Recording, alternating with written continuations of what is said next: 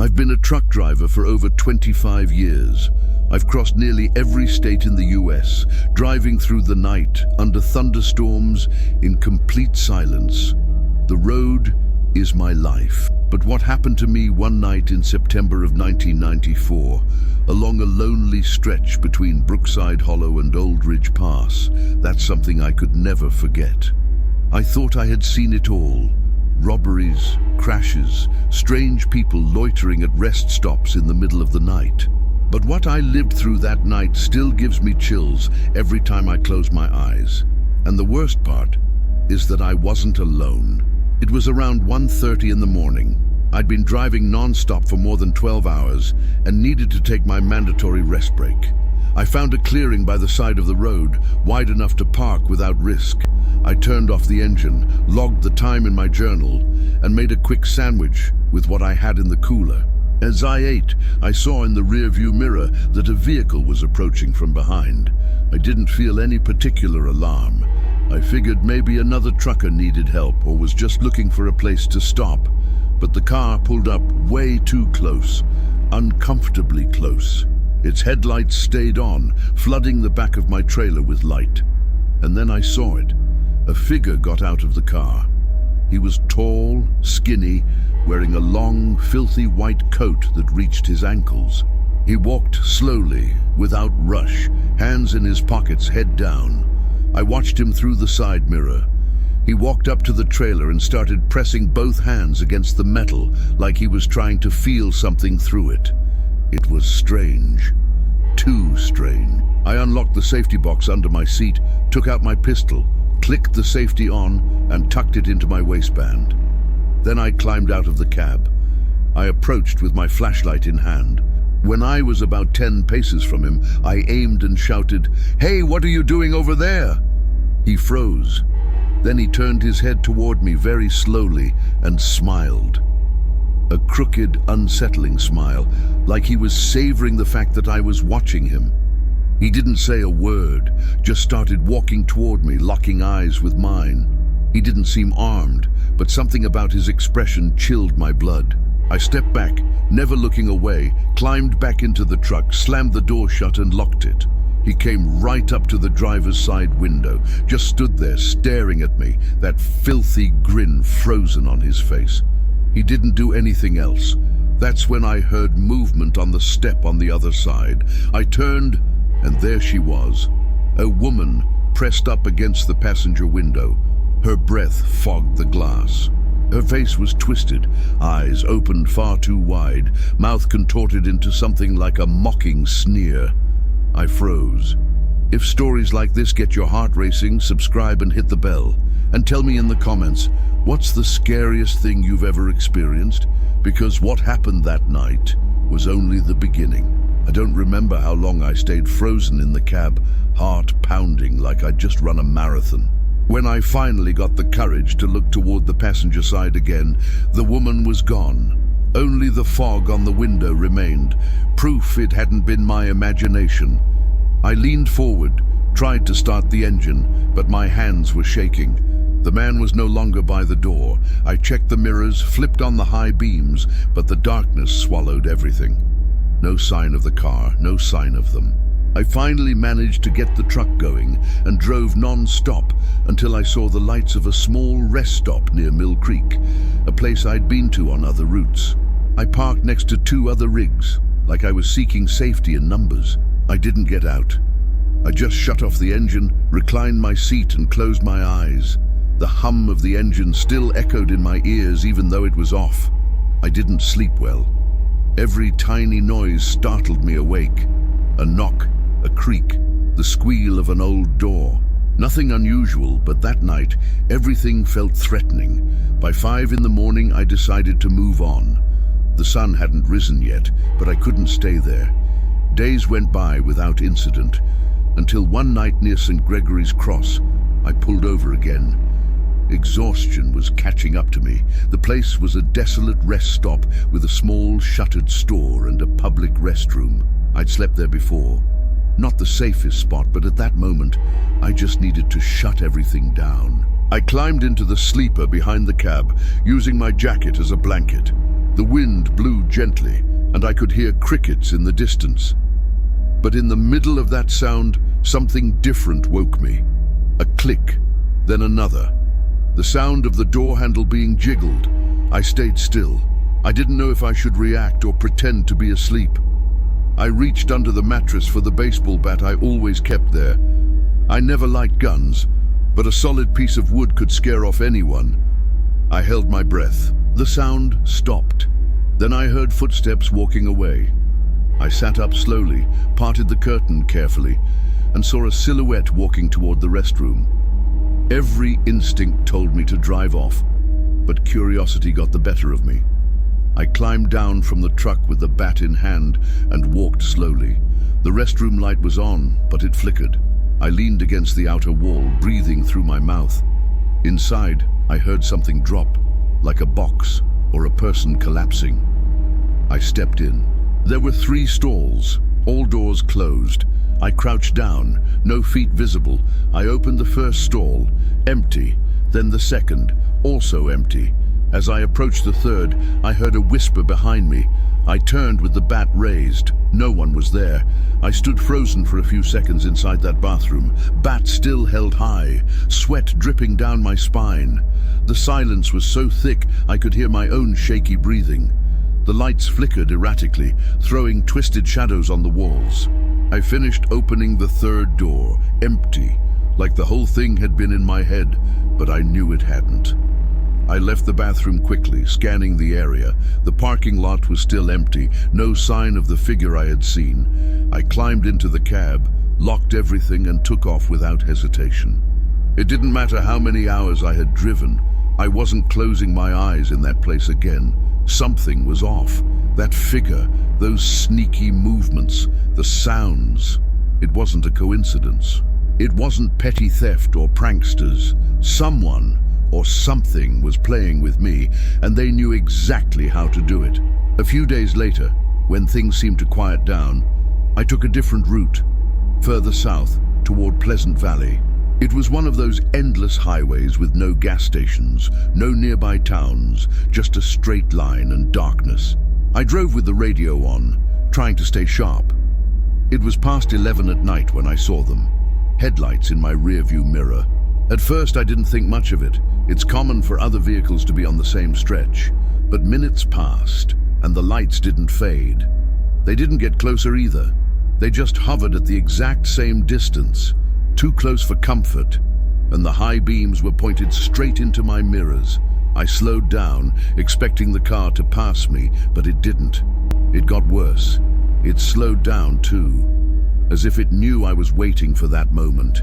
It didn't make sense. The road was wide, empty. There was no reason for it to stay behind me that long. I accelerated. The car did too. I slowed down again. It matched me. Every move I made, it copied, like it was toying with me, like it enjoyed keeping me on edge.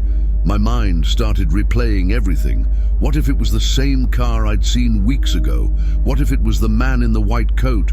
What if he never really left? On the right, I saw a narrow exit, a dirt path. I didn't think twice. I veered off hard without signaling. The truck jolted violently as it hit the uneven ground. In the mirror, I saw the car follow, but its lights wobbled with every bump, every rock. I kept going, pushing the truck to its limits. The terrain was rough, but the engine held steady. After about 10 minutes, the headlights behind me vanished. There was nothing back there anymore. I pulled into a small clearing and shut everything off. Lights, engine, total silence. My ears strained for any hint of sound. All I could hear was the distant hum of crickets and the creaking rhythm of my own breath. But the fear didn't go away. Not because of what I had seen, but because of what I couldn't see. That night, after losing sight of the car, I sat parked in that open patch of land for almost an hour without moving, without sound. I didn't turn on any interior lights. I didn't sleep. I just stared at the mirrors, waiting to see something, anything that would prove I wasn't going insane. But nothing moved. By dawn, my eyes dry from exhaustion, I got back on the main road. I tried to convince myself it had all been a coincidence, that my tired mind had blown things out of proportion, but deep down, I knew better. A few uneventful days went by. I was delivering a load to a warehouse near Riverbend Depot, and my route took me back past Brookside Hollow, right near where everything had started. It was already dark, and though I had sworn I wouldn't, I stopped at a familiar rest area. Something inside me needed to return, needed to confirm that what I experienced had really happened. There was only one other truck parked about 100 feet away. The place was quiet, not a soul in sight. I turned off the engine, reclined my seat, and closed my eyes. But barely 10 minutes had passed when something tapped gently on the passenger window. I shot upright, startled, turned my head to the right, and there it was, a face against the glass. Not the unfamiliar woman from before, but a face I recognized. The man in the light coat. Only this time, no coat. Just a wrinkled old shirt, eyes wider than normal, lips nearly purple. He stared at me with a wide smile, like he was thrilled to see me frozen again. I didn't turn on the lights. I didn't move a muscle. Then, as if responding to my silence, he started knocking softly with his knuckles. 3 taps, pause, 3 more, all perfectly rhythmic. In the driver's side mirror, I saw motion, another figure climbing onto the step. I barely turned my head. A woman, not the same as before, this one younger. Long, stringy hair, a forced smile, her hands pressed against the window frame, her eyes searching the cab. They started knocking in turns, one, then the other, alternating, coordinated, like they were rehearsing a code. "Let us in. We just want to see what you've got in there," the man said calmly, not raising his voice. My hand was already on the gun. I hadn't drawn it, but I could feel its weight at my waist like an anchor. And then, just like before, they vanished. They didn't run. They didn't hide. They were just gone. I started the engine instantly. No questions. I drove for over 2 hours without looking back. Only when I saw the lights of a larger rest stop near Woodville Junction did I allow myself to slow down. But this wasn't just fear anymore. It was something else. An unsettling certainty. They were following me. I reached Woodville Junction on the verge of a breakdown. There were lights, several parked trucks, a diner still open, and a couple of local cops chatting near a squad car. I took a seat at the back of the diner, ordered a strong coffee, and sat in silence, staring out the window like they could appear again at any moment. That's when I decided to call someone, not the police. I had no evidence, no plates, nothing solid. I called Mike Larrabee, an old friend and fellow long-haul driver. He's the kind of guy who listens without judgment. When he picked up, his voice was direct. "You okay? You sound off." I told him everything, from the first sighting to what had happened that night. I expected a chuckle, a joke about watching too many horror movies, but he didn't laugh. He stayed quiet for a moment, then said, "Tom, you're not the first guy to tell me something like this from around that area." My fingers froze around the coffee mug. "What did you say?" "I swear to you, a few months back, a driver I know told me almost the same thing. Even mentioned knocking on the windows. Another swore someone followed him every night in a dark car that vanished without a trace." I was speechless. I'd always thought these things happened to other people, to the distracted ones, the ones who ignored their gut.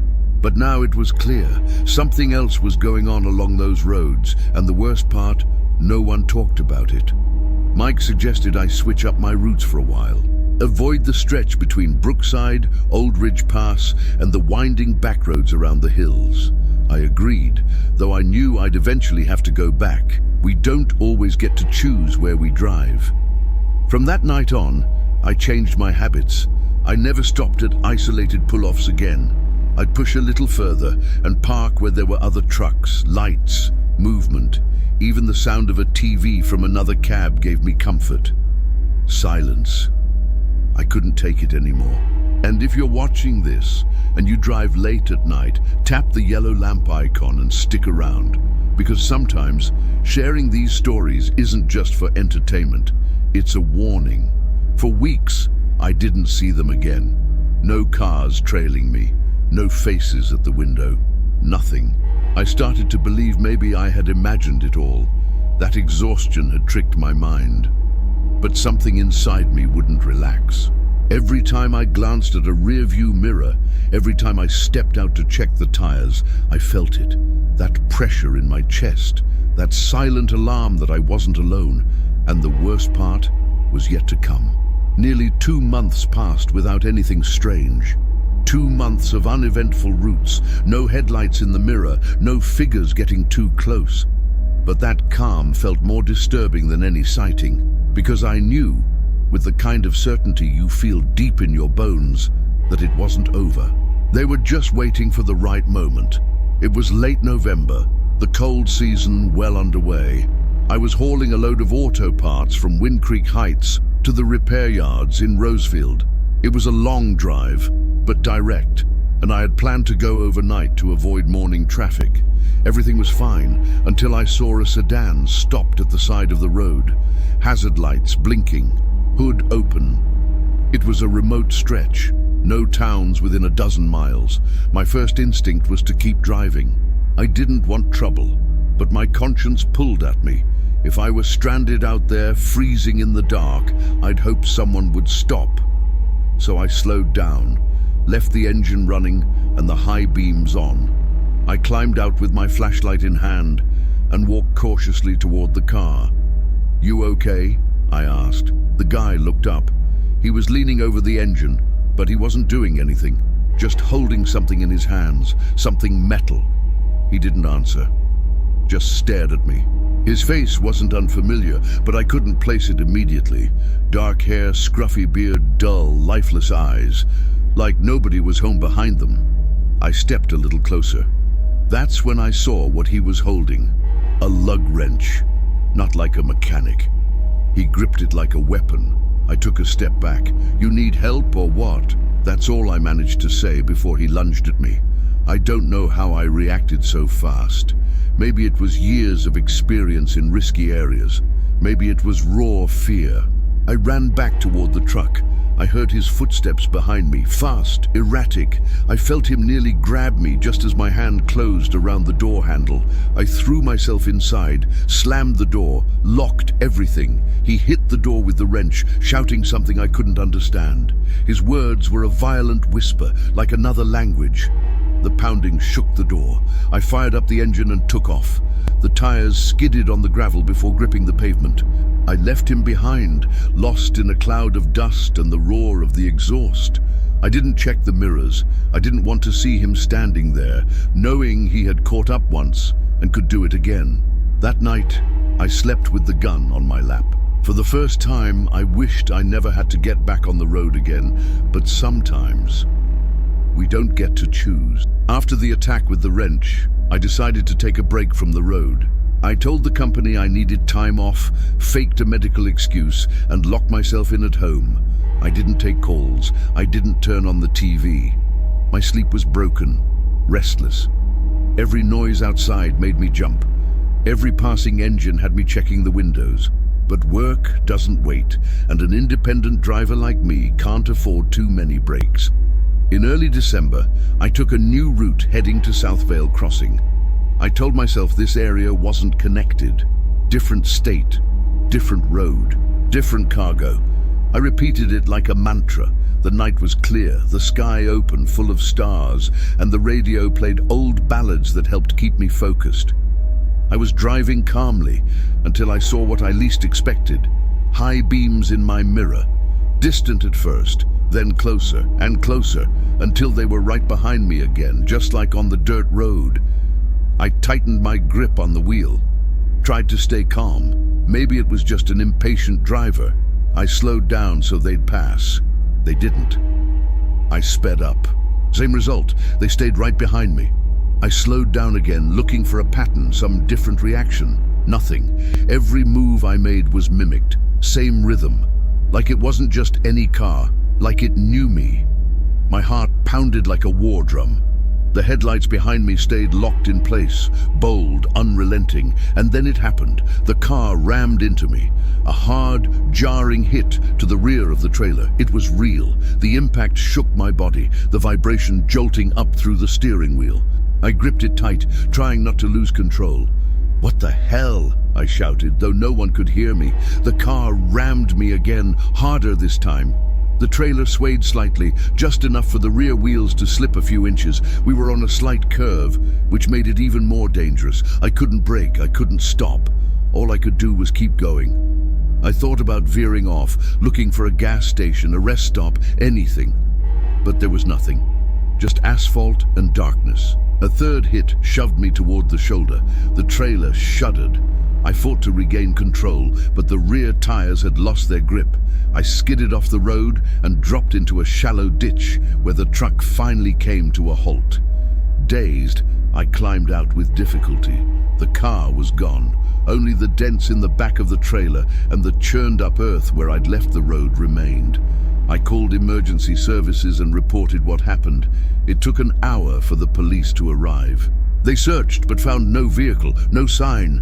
Just me, once again, telling a story no one could prove. After the crash, I took a few weeks off to try and pull myself together. The trailer got repaired. I didn't. Physical wounds heal. But fear finds corners inside you that you didn't know existed. Every night off the road felt strange. And when I finally got behind the wheel again, it was like returning to a place where I was no longer welcome. It was a cold night in late December. I'd passed through the small town of Granite Hollow and was headed north along a quiet secondary road. It was almost 10 o'clock when I saw her, a woman standing alone on the roadside, waving her arms frantically. I slowed down instinctively. At that hour, in that place, no one should have been there. But as I got closer, I recognized her face. Claire, it was her. The same woman who worked the counter at the diner near the rest stop I used to frequent months ago. I pulled over and opened the door. "Get in! What are you doing out here?" Her face was pale, her eyes red, like she'd been crying. "Tom, please, he's here. He's looking for me." "Who?" "My ex-husband. You have to help me." I didn't ask anything else. I helped her climb in, shut the door and hit the gas. My pulse thudded in my temples. She gripped the dashboard, constantly checking the side mirror. "How did he find you? What's going on?" "I don't know. I left Old Ridge Pass to get away from him, changed my number, quit my job. I thought I'd disappeared, but he found me again. He's been following me for weeks. I have nowhere else to go. He used you to get to me." Her words hit me like a brick. "What do you mean, he used me? That car that's been following you, that man you saw, it's him." Suddenly, the headlights reappeared in the rearview mirror. A dark sedan speeding up, gaining ground. "It's him!" Claire screamed. I floored it. The truck roared beneath us, but the sedan didn't drop back. It stayed with us. Then, just like before, the hit. Same tactic, same brutality. "He's trying to run us off the road," I shouted, clutching the wheel with both hands. The second hit pushed us sideways. We skidded for several yards before slamming into a metal fence. The truck came to a stop with a jolt. The air was thick and still. "Are you okay?" I asked Claire. She didn't answer. She had passed out. I reached under the seat for my gun, jumped out of the cab, and saw him. He stepped out of the car with that same twisted smile, holding a knife. His eyes were wild. He didn't speak, just walked toward me. "Don't come any closer. I swear I'll shoot." He kept walking. I fired at the ground. He didn't stop. I saw in his eyes he didn't care about dying. This wasn't a normal threat. This was a man fully unhinged. He was ready to finish what he started months ago. I shouted at him to stop again. He didn't. My hand trembled, but my finger was ready. I didn't want to shoot. I never had. Not at a person. But when he got within 6 feet, raising that knife, I pulled the trigger. The shot cracked like thunder in the quiet night. The bullet hit him in the leg. He collapsed, screaming. Not like a man, but something else, something feral. He writhed for a moment, then started crawling toward me like pain didn't matter. I approached slowly, gun still raised. "Don't move!" I shouted. He stopped, looked up at me with bloodshot eyes, as if something darker had taken over his body. I ran back to the cab. Claire was still unconscious, but breathing. I called 911, my words stammered and shaky. The dispatcher told me to stay put. I wasn't going anywhere. It took nearly 40 minutes for the police and ambulance to arrive. An eternity. I stayed outside the truck, pointing the gun at him. He didn't move. A pool of blood had spread beneath his leg. I didn't know if he was passed out or pretending. I wasn't going to find out. When they arrived, they cuffed him immediately. Paramedics took care of Claire, loaded her into the ambulance. One of the officers asked me to lower my weapon. I did, with hands I could barely feel. Later they sat me in the squad car to take my statement. We spent hours at the nearest police station. Claire was still under observation. I repeated the story again and again, every detail, every turn, every hit. At first, they were skeptical about him following me for months. But then an investigator came back with a file in hand. "His name is David Carson," he told me. "Multiple domestic violence reports, threats. There are even missing persons cases tied to him in at least 3 states. Your testimony could help solve more than one case." I didn't know what to say. Claire was discharged 2 days later. We stayed in touch for a while. She called me from a different number, said she was leaving, changing her name, starting over. I told her I was happy for her, but I couldn't start over. I went back to the road because I had to, but I wasn't the same. I didn't sleep just anywhere. I didn't talk to strangers, and more than anything, I didn't trust anyone who looked at me too long. Because that experience taught me something no one warns you about. The real monsters aren't in legends. They're out there, disguised as regular people. Years have passed since that night. David Carson was convicted. I saw him on the news, hood over his head, surrounded by officers. They said he was linked to at least 5 disappearances. Some bodies were never found. Others were discovered near rest stops. All drivers, all on back roads. He never spoke again, not in court, not during his transfer, not to the psychiatrists. Like he knew that silence hurt more than any confession. I kept working for a while, but it wasn't the same. The road, which once gave me freedom, now felt like a never-ending trap. Every bend might be hiding something. Every shadow in the mirror made my muscles tense. I tried changing routes. I avoided certain areas, slept only at big, well-lit stations with cameras and people around. But fear doesn't depend on where you are. Fear burrows inside you, watches you from within.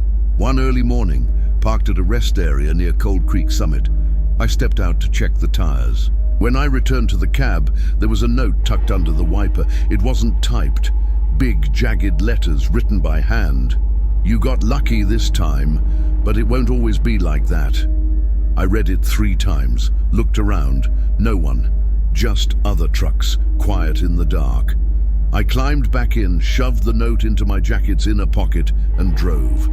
I didn't stop until I reached my destination. The next day, I handed the note to the police. They said they'd investigate. I never got a call back. That was the last time I worked the road. I sold the rig a few months later, moved in with my sister down south, found a job in a warehouse, then as a night watchman at a factory. Quieter things. But every time I hear a semi-engine roar past the house, my body reacts, like I'm still out there, like my soul never left that night. And sometimes, just sometimes, when I sit on the porch and stare at the road that cuts through the town, I see something that shouldn't be there. A figure standing in the dark, still, watching. I blink, it's gone. Or maybe I just tell myself that maybe David was just a broken man. Maybe something else pushed him. Maybe there was more behind it all. I'll never know. But if I've learned anything through all of this, it's that you have to trust your gut. That knot in your stomach, that chill down your spine, that doubt that becomes certainty. Because out on the road, there's no room for mistakes. And if you, whoever you are, ever feel like someone is following you, someone showing up where they shouldn't, don't brush it off. Some ghosts aren't spirits, they're people. People who don't forget, people who don't stop, and who might still be out there.